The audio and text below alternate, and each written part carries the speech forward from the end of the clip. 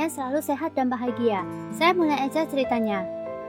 Episode ini memperlihatkan tekanan besar yang mulai menghancurkan rahasia Rosni sedikit demi sedikit. Renuka dengan penuh percaya diri menantang Sachin bahwa dalam 4 hari ia akan mengembalikan semua uang dan membungkam semua hinaan mereka. Ia terus memaksa Rosni meminta bantuan pada ayahnya yang katanya kaya raya di Dubai. Namun Sachin sama sekali tidak percaya dengan cerita itu. Di malam hari, suasana berubah lebih hangat saat Sachin dan Sally membicarakan masa depan mereka. Sally mengungkapkan impiannya membuka toko bunga sendiri dengan hasil kerja kerasnya sendiri. Mendengar itu, rasa hormat Sachin pada istrinya semakin besar. Namun diam-diam Renuka mendengar Sachin dan Sally mulai curiga kalau cerita keluarga kaya Rosni hanyalah kebohongan. Keesokan harinya, Renuka kembali menekan Rosni agar segera menghubungi ayahnya.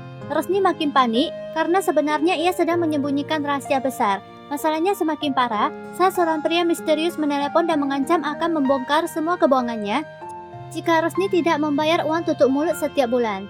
Karena terdesak, Rosni akhirnya mengambil keputusan berat. Ia menjual sebagian besar saham salonnya demi mendapatkan uang. Dengan hati hancur, ia bahkan meminjam uang dari Chiti, tanpa sadar bahwa langkah itu justru akan menjadi awal kehancurannya sendiri. Setelah Rosni pergi, Chiti memberitahu Dilip tentang hutang Rosni. Lalu mereka mulai menyusun rencana balas dendam. Mereka berniat mempermalukan Rosni di depan keluarga Desmuk jika ia gagal membayar bunga pinjaman tepat waktu. Juhi mengingatkan Sally agar menghabiskan momen manis bersama Sachin di hari ulang tahunnya. Sejak pagi, Sally berharap Sachin akan membuat hari spesial untuknya. Namun saat Sachin terlihat cuek dan tidak mengingat ulang tahunnya, Sally langsung kesal dan pergi meninggalkannya. Ternyata Sachin memang lupa. Sampai akhirnya, Juhi menelepon dan memberitahu bahwa hari itu adalah ulang tahun Sally. Akas dan Paras pun menantang Sachin untuk membuat Sally bahagia sebelum istrinya benar-benar marah. Di tengah suasana itu, Renuka kembali menghina Sally dengan menyebutnya pembawa sial. Ucapan itu justru membuat Sachin teringat masa kecilnya yang pahit. Ia mengingat bagaimana Renuka dulu selalu memperlakukannya seperti anak yang membawa kesialan dan tak pernah merayakan ulang tahunnya seperti saudara-saudara lainnya. Karena itulah, Sachin tak ingin Sally merasakan luka yang sama. Sachin akhirnya memutuskan mengajak Sally keluar untuk merayakan ulang tahunnya. Ia diam-diam menyiapkan bunga putih cantik untuk istrinya di kuil. Saat Sally datang memakai sari merah, Sachin sampai terpukau melihat kecantikannya. Namun, momen romantis mereka terganggu saat Monty tiba-tiba datang membahas pekerjaan dan acara pernikahan.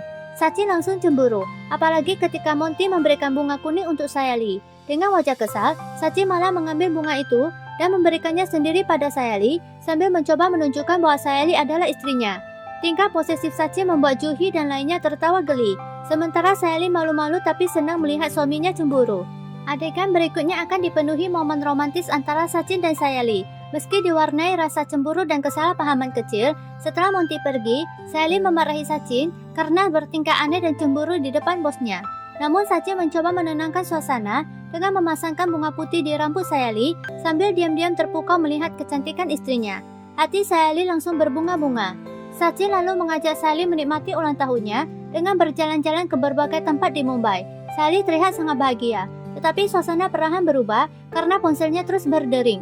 Pekerjaan dan telepon dari Monty terus mengganggu waktu mereka bersama. Sachin berusaha sabar, namun lama-kelamaan ia merasa kesal dan kesepian karena Sally terlalu fokus pada pekerjaannya. Sachin akhirnya mengungkapkan perasaannya. Ia mengingatkan Sally bahwa hidup bukan hanya soal pekerjaan, tetapi juga tentang keluarga dan waktu bersama orang tersayang. Sally mencoba menjelaskan tekanan pekerjaannya dan akhirnya mereka saling memahami satu sama lain. Berikut ini momen-momen bahagia mereka. Di tengah perjalanan, Sally bertanya bagaimana Sachin merayakan ulang tahunnya saat kecil. Pertanyaan itu membuat Sachin mengenang masa lalunya yang menyedihkan. Ia mengingat bagaimana Renuka selalu menganggapnya pembawa sial dan tak pernah merayakan ulang tahunnya. Hanya Pares yang diam-diam memberinya balon agar ia bisa membuat harapan. Kini Sachin melakukan hal yang sama untuk Sally. Ia memberinya balon dan meminta Sally untuk membuat sebuah harapan. Sally berharap mereka selalu bahagia bersama dan sukses dalam pekerjaan mereka. Sachin kemudian melepaskan balon-balon itu ke langit sambil berkata bahwa harapan mereka akan sampai ke Tuhan. Mendengar kata-kata sederhana itu, Sally benar-benar tersentuh. Ia mulai merasa aman dan nyaman bersama Sachin. Sedangkan hubungan mereka terlihat semakin dekat dan penuh cinta. Terjadi momen manis saat Sachin dan Sally bermain di pantai sambil membuat rumah pasir bersama. Bahkan mereka sempat berpelukan erat.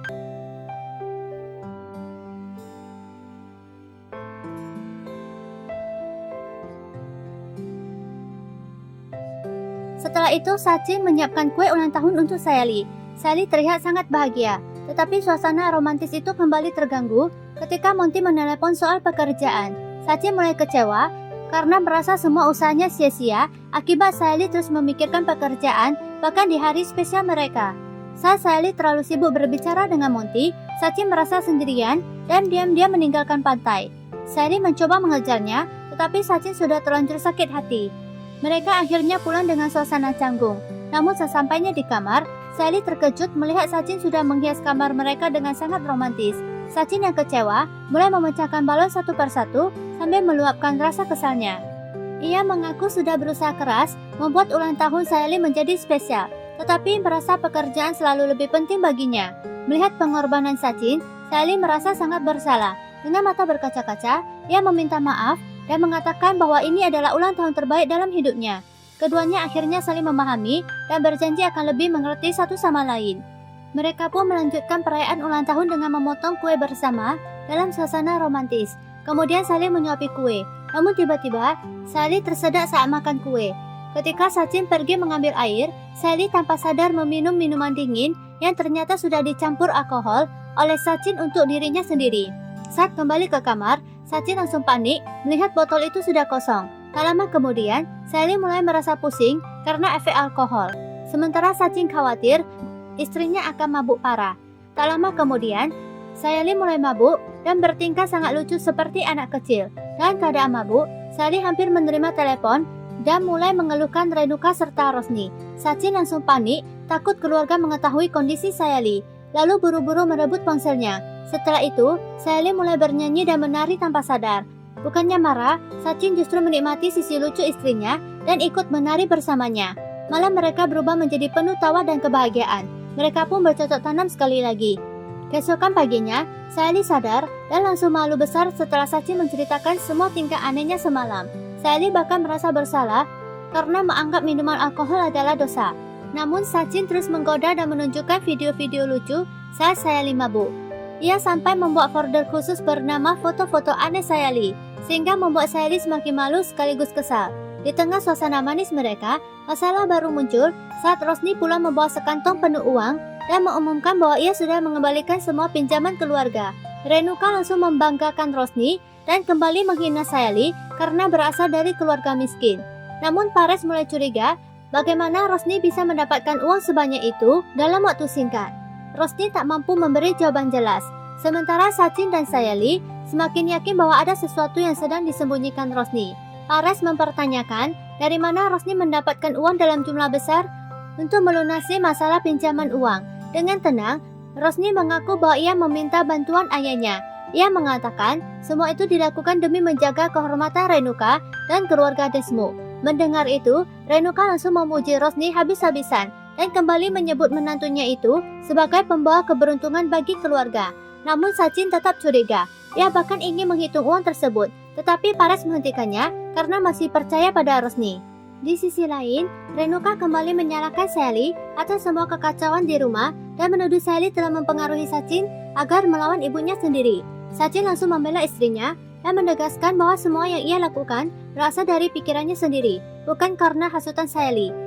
Pertengkaran semakin panas saat Renuka tanpa sengaja membocorkan bahwa Tejas sebenarnya sedang menganggur dan membutuhkan bantuan finansial dari ayah Rosni untuk bisnisnya. Semua orang terkejut, tetapi Renuka buru-buru menutupi ucapannya dan mengatakan pekerjaan Tejas hanya tidak sesuai dengan kemampuannya. Tejas terlihat sangat gugup. Namun keluarganya akhirnya percaya begitu saja. Keesokan harinya, seluruh keluarga pergi menemui pemberi pinjaman untuk mengambil kembali surat rumah Desmond. Semua anggota keluarga diminta menandatangani dokumen sebagai bukti. Saat Sayali maju untuk tanda tangan, Renuka kembali merendahkannya dan mempertanyakan statusnya sebagai anggota keluarga. Sachin langsung membela Sayali dan menegaskan bahwa Renuka tidak berhak terus menghina istrinya. Ketegangan memuncak ketika pemberi pinjaman mengembalikan gelang emas milik Renuka. Sachin terkejut setelah sadar bahwa selama ini Renuka memakai gelang palsu, sementara gelang emas aslinya sudah digadaikan demi pinjaman itu. Pares sangat marah karena Renuka kembali menyembunyikan kebenaran dari keluarga. Sachin mulai curiga bahwa masih ada rahasia besar lainnya yang belum terungkap. Bersambung. Berikut ini kesimpulan episode ini serta cuplikan episode yang akan datang. Episode kali ini benar-benar memperlihatkan dua sisi kehidupan keluarga Desmo. Di satu sisi, hubungan Sachin dan Sayali semakin dekat, hangat dan dipenuhi cinta sederhana yang tulus. Sachin perlahan menjadi sosok suami yang selalu melindungi dan memahami istrinya. Sementara Sayali mulai merasa benar-benar dihargai dan dicintai. Namun di sisi lain, rahasia demi rahasia mulai menghancurkan ketegangan keluarga. Rahasia demi rahasia mulai menghancurkan ketenangan keluarga. Kebohongan Rosni tentang keluarganya, masalah hutang Renuka, hingga pengangguran Tejas perlahan mulai terbuka. Sachin menjadi orang yang paling curiga. Sementara Renuka terus berusaha menutupi semuanya, walau kebohongannya semakin sulit disembunyikan. Kini suasana rumah Desmo semakin dipenuhi ketegangan. Dan sepertinya, badai yang lebih besar akan segera datang ketika semua rahasia akhirnya terbongkar di depan keluarga. Sampai jumpa lagi di episode selanjutnya.